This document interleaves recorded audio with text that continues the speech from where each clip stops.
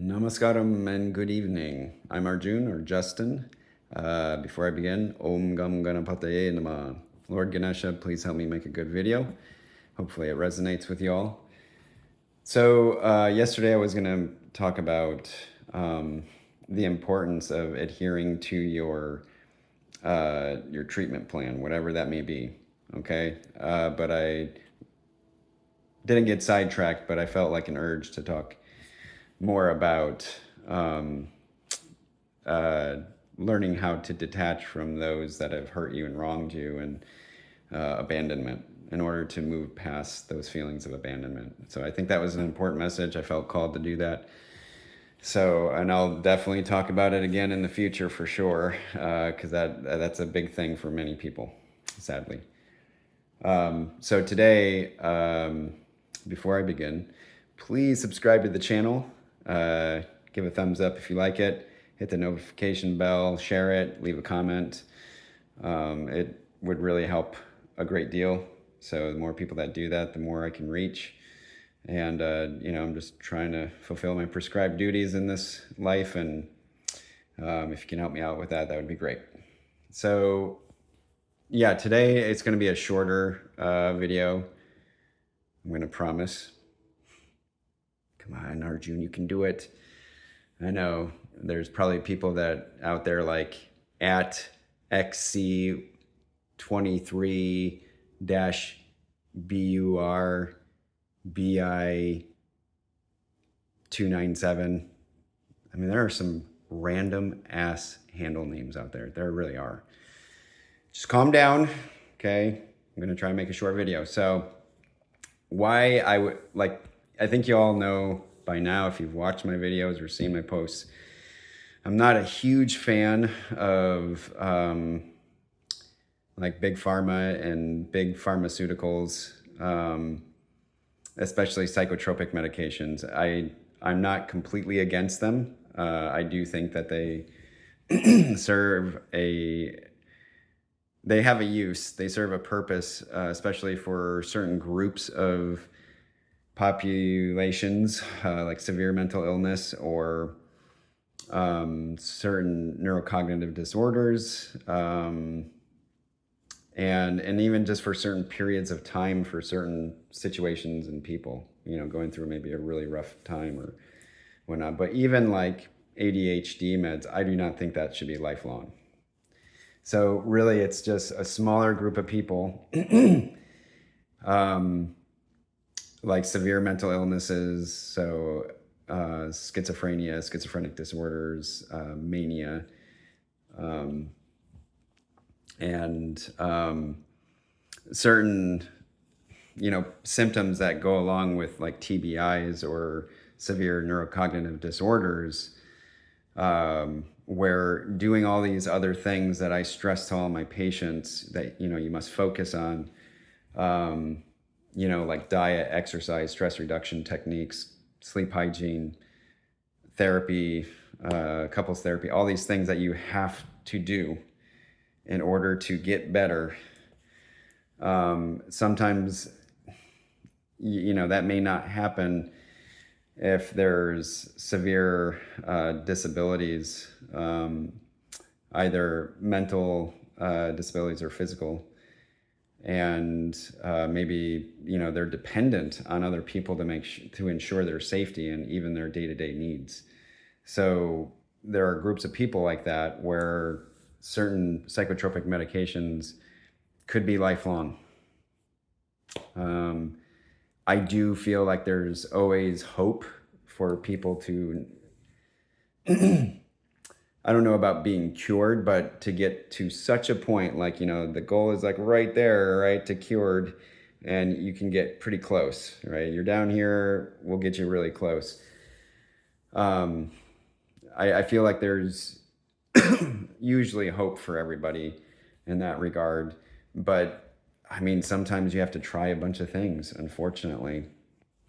And there might be root causes that are being missed, and sometimes it's negligence, and other times it's just honest, like, who would have even thought about that, to test for this or to look at this. And it's difficult, life's difficult, right?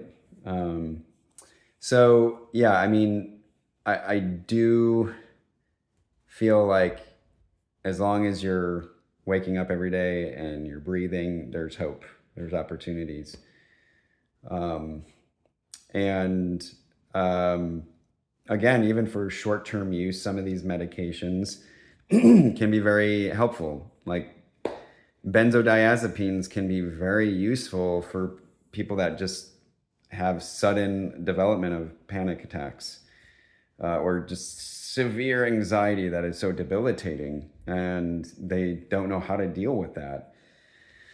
And it's causing them to like black out or have freakouts. Especially if they're like on the job or something. It's like, yeah, we need to do something to ensure that we can help, tamp down the system there.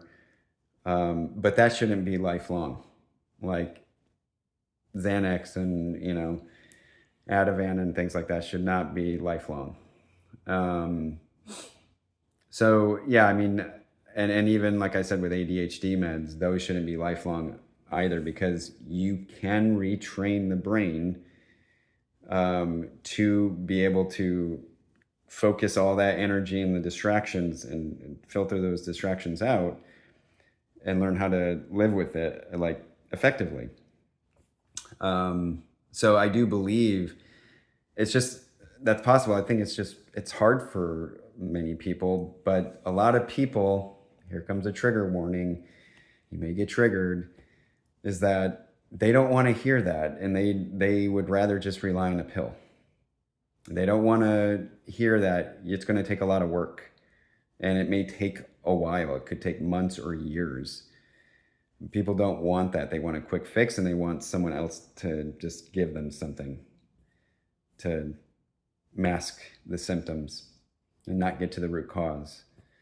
And some people are okay with that. Like some providers are okay with just practicing medicine like that, because everybody's got to live. So everybody's got to make a paycheck.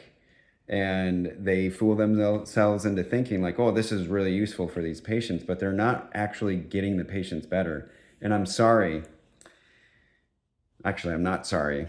For all you providers that have been seeing patients for years and they are not in this special group population that I discussed just a little bit ago, like, you're doing something wrong, or they're not, or the patient just isn't trying and they just want to keep things status quo. They want to keep the status quo. They don't want to do any more work. But your job should be to get them to a better place, help them get to a better place so you never see them again, or you only need to see, they need to see you every so often when there's like a flare up or life throws them a curveball and they're falling apart again. That really should be the only time that like you're seeing them, but you should get them out the door. Okay? Trust me, we're always going to have mental health problems and health problems, especially the way the world is running. And people like to, again, just mask the symptoms, not put in the hard work, and truly get better. We're always going to have a surplus of patients to work with. I mean, I think it's absolute bullshit if people are like, if you're looking at this as purely a business model, I'm sorry, again, not sorry, but I think that is a dharmic. It is the opposite of dharma. And you really need to, I know we live in a capitalistic society in America and many other countries, and it's becoming so global, but you really need to take a moment and do some soul searching. Like, why are you in this field? Like, are you in it just for the paycheck and to pay off your student loans, or to pay for the big house and the nice trips and having kids and making sure they go to Ivy League or Ivy League-ish schools? So you really need to stop and reflect, introspect and reflect, and really figure out, why are you in this field?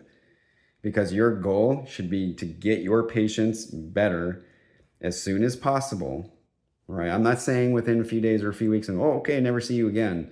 No, make sure that they're safe, make sure that they're doing well, but you should not be seeing a lot of your patients for years on end. You shouldn't, especially with, again, outside of these special populations within psychiatry and mental health, right? But even with other fields of medicine, like most of the time, you should be pushing your patients, and with respect and kindness, but pushing them to take charge of their healthcare or their health and well-being.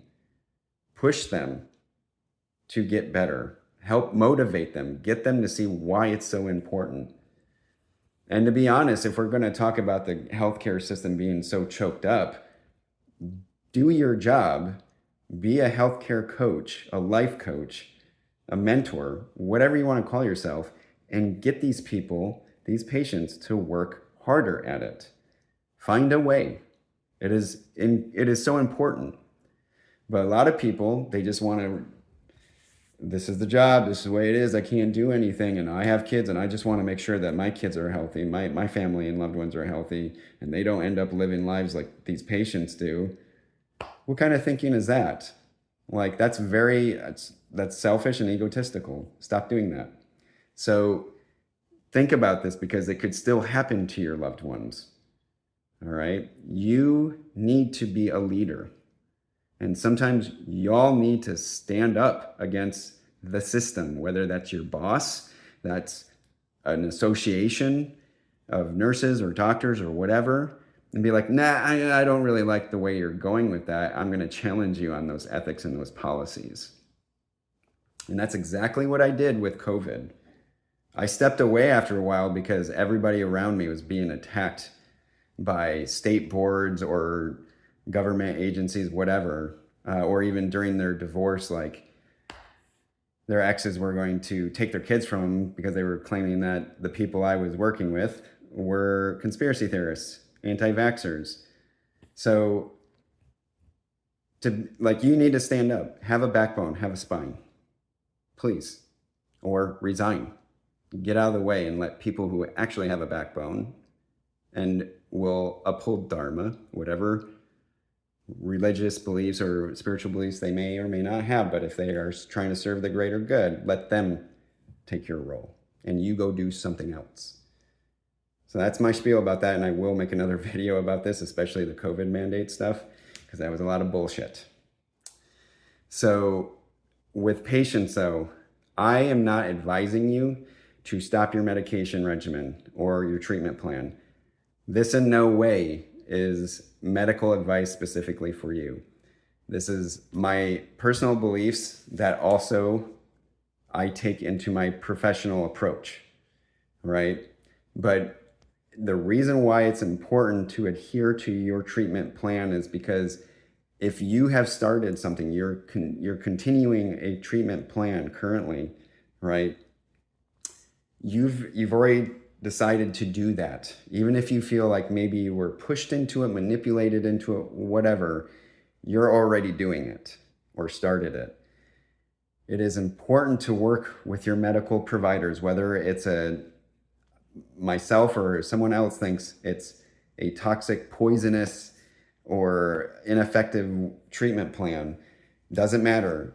You need to continue to work with those medical providers until you can safely and effectively transition to another treatment plan or another provider that will take over and help you maybe taper off a certain medication or treatment plan and start something else.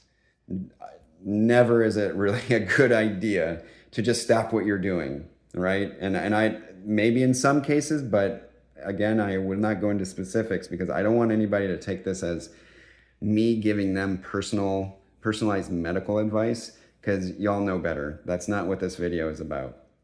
All right? And yeah, so don't bring that back at me. Well, Arjun in this video said, no. Y'all know that you should be working with your medical providers, and if you don't like them or you don't like the treatment that, plan that you're on, then you need to either work with that medical provider to get off it and try something else, or find another medical provider and then make that transition to something else or off of it. Okay? Always work with your medical team, please, right? And if you feel like you need to find a different medical provider or team, then please do so. Okay. But just don't stop. Right. Like, I mean, there may be some cases that where it's fine to do that. But again, that's something that you have to work with your healthcare team or find a new person, healthcare provider, to determine if you can do that or not. Okay. No, this is not advice in that regard. So the reason why is because it can be dangerous just to stop or to switch to something else, right? And even if you switch to another provider, please research that provider, right? And don't just, oh, this provider offers that, okay, I'm going to take them. You don't know if this person has a lot of good experiences, has a lot of malpractice suits against them. You have no idea. Like, you have to do your due diligence and research it, okay? And find other people that have been in similar situations to you. There's tons of, like, Facebook and online groups of, with people with this disorder and on this medication or doing this treatment plan. Like, do your research, but talk to other medical healthcare providers and see if if it would be a good idea to taper off something and start something new, or just stop and, not be on anything for a while. But again, that is a tailored fit thing for each individual. Everybody's different. And so just don't take this as personalized medical advice, and don't just listen to another video or someone online and just do what they say. Like, please work with your team, okay? Find another team and transition to them. So again, it can be dangerous to just abruptly stop. I mean, there are certain psychotropic medications where if you just abruptly stop, it's either going to make you feel like crap for a while, or it can alter your seizure threshold. There's mood stabilizers that do that. Like, you have to taper up and then taper down. Okay, like Lamictal's like that, or lamotrigine. So just know that it can be dangerous to do that. All right. And the other thing that I want to add, and I'm already breaking my promise, I'm going to try to keep it under 20 minutes today, is when your healthcare provider says, please don't mix other substances with this medication, or please don't do this and this, that and this, like, you really should be listening to them. Okay. I can't tell you how many patients I had who were not doing that. Like, do not drink and take this medication, and they would be doing it. And a lot of times mixing other substances together or taking more than they needed or were prescribed. Like, it can be dangerous to do that. And two, you are not agreeing to the plan. Like, you agreed to it, but now you're just going off range with it. And just doing, going rogue and doing what you want. And that you have to, if you want to change something, make another appointment and talk with your provider about it. Okay. Tell them why you need to change it. And if you're doing substances or risky behaviors while on this medication, you need to address that with your provider. Yes, some providers might get on your case about it, but at the same time, you have to remember that us providers, we're the first people that usually get pulled into court if something goes awry, right? Or if you decide, I'm going to sue them. So we have to protect our butts too. Okay. Please, we're hopefully having empathy and sympathy for you. Please have it towards us as well. Okay. Because we have a lot at stake, and we see so many patients that, it's not just you, right? We have to worry about all these other people too. So please be honest and transparent with your providers, and work with them, stick to the plan. And if you need to change it, try to get in as soon as possible, or find somebody that you feel like you vibe more with. Okay. So that's all I got for today. I appreciate all of you, and I do truly wish, you guys have success and good healing, true healing and true joy in your life, and on your journeys. I hope they go well. I will be making another video tomorrow. Hopefully it will be short. But I wish you all well. Take care.